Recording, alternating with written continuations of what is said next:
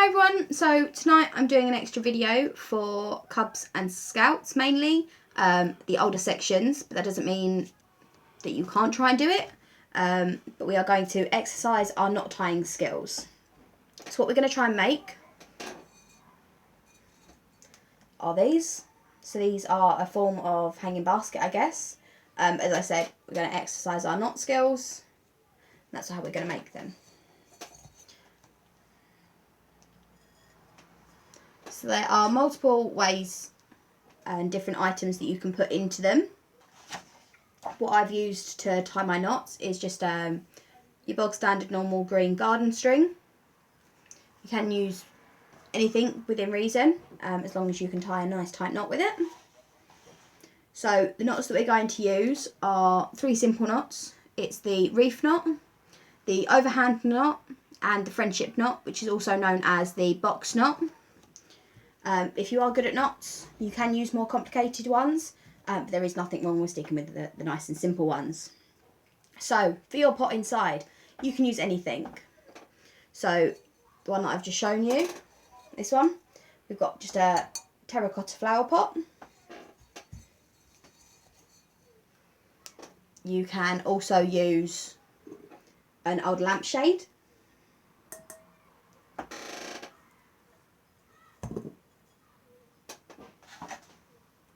Or an old plastic bowl. Okay, so there are multiple things that you can put into them. So, as you saw in the old lampshade, I've got just a battery-powered candle. You can use a normal tea light, obviously not in the plastic bowl, but in the terracotta pot or the glass jar. So you can use just a normal glass jar as well. So in this one, you can just use a normal tea light in the bottom. The plastic bowl, you can put a couple of plants in or some seeds. Or you can use it maybe as a bird feeder and put seed in it for them. Or water, because the bowl will hold water. In this heat, the wildlife do need a lot of water, so it might be a good thing for you to use. So, to start off with, the lengths of string that you're going to need. So, I'm going to take my jar, and what you need are 4 lengths, exactly the same length. Okay, so measure it once. So what you want to do is go from one side of your pot across, then double that, but then you want a little bit more because you want to be able to hang it. Okay, so I've got a nice length here, I've got 4 lengths here, and I'm going to double them in half.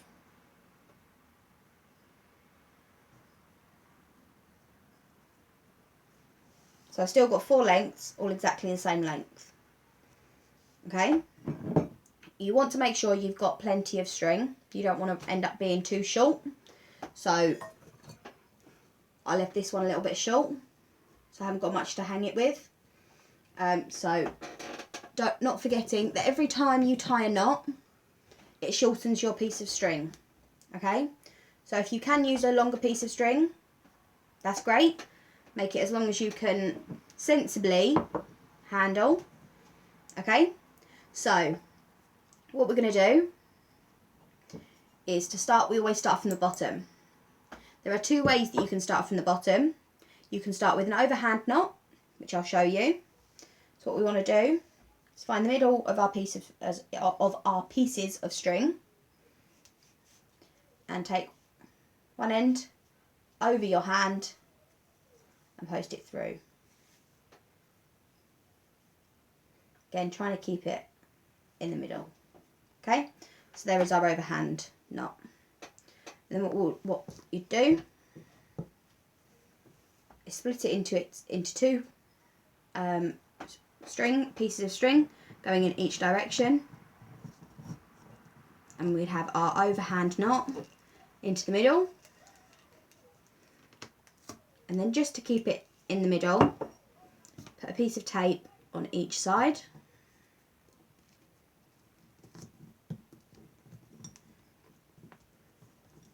Like that. It just keeps our ropes nice and straight, and it keeps our middle in the middle.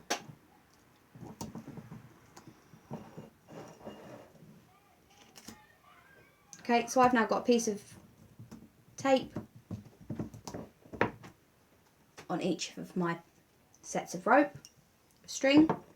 Now what we're going to do to work down, so there are 2 knots that you can do, working down, working up, whichever way you would like to put it. So you can keep going with your overhand knot, which again is exactly the same as I did on the base, just like that. I'll show you on a thicker piece of rope. But you can also do something slightly different and use the classic reef knot, which I'm sure everybody knows how to tie, but if not, it is right over left and under,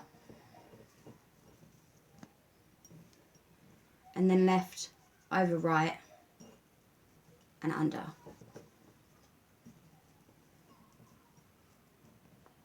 Then pull that tight. And then we move round to our next one. So we take one from the previous knot, previous section that we've just tied, one from the next one. Again, we'll stick with the reef knot, so right over left and under, left over right and under.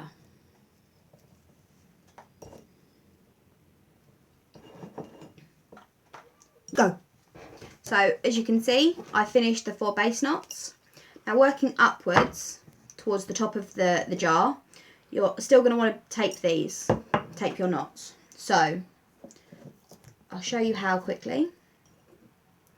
So you're still taking one from each side, from 2 different knots, okay? And we do place a small piece of tape there. Again, just keep your ropes in the place that you want. So still carry on with reef knots. So right over left and under.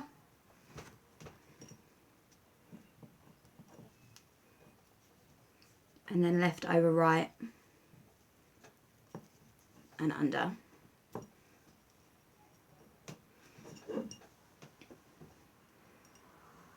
Okay, so as you can see, you're going in rings. So this is the last one of this ring. So again, 2 small pieces of tape.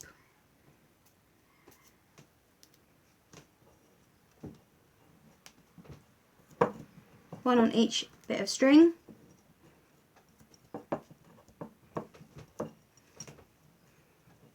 And take your 2 pieces of string you've just tied down, taped down, right over left and under.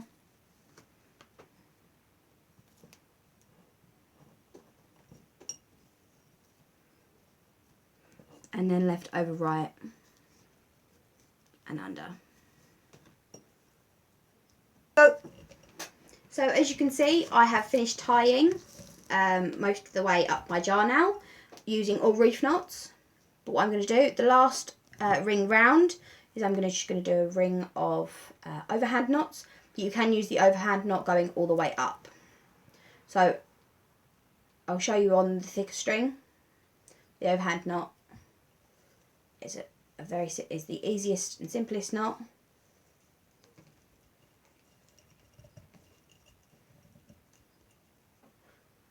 And you're still taking one from each side of the knot, looping it round and then pulling your tail through.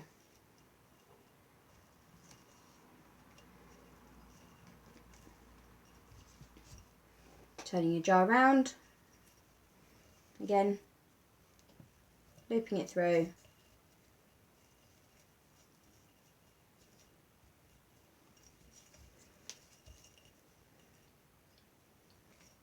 you'll we're pretty much taking it, as it's called, an overhand knot. You're taking it over your hand and then back through.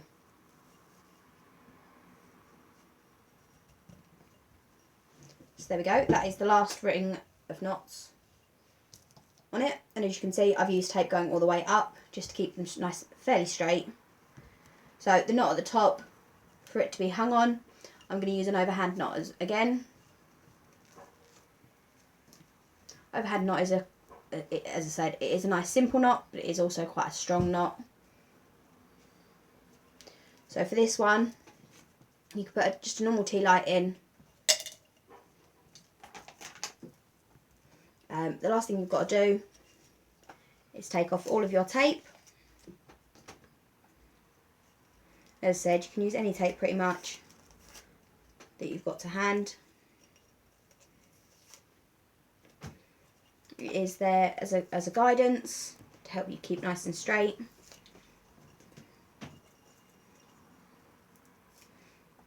But once you've got it all knotted, it holds itself all together, so it's not needed anymore.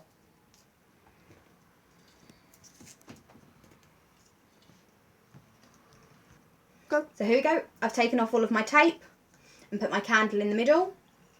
So that is now ready to be hung out in my garden or wherever I want to hang it.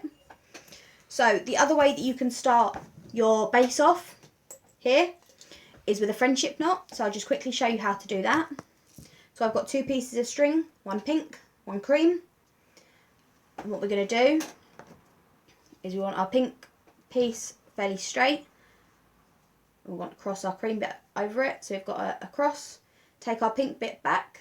So it forms a sort of A. And then we're going to bring our cream piece down. Like that. And then we're going to bring our pink piece back across. Work out where I am on my knot. There we go. So bring that piece back across.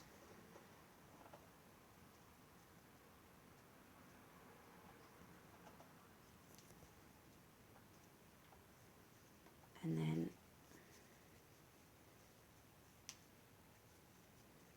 I think I've tied this wrong. I have, so I'm going to start again. As I said in the beginning, my knot tying is awful. I will post the pictures of how to tie them so that you can follow them, maybe easier than me describing them. So here we go, let's try again.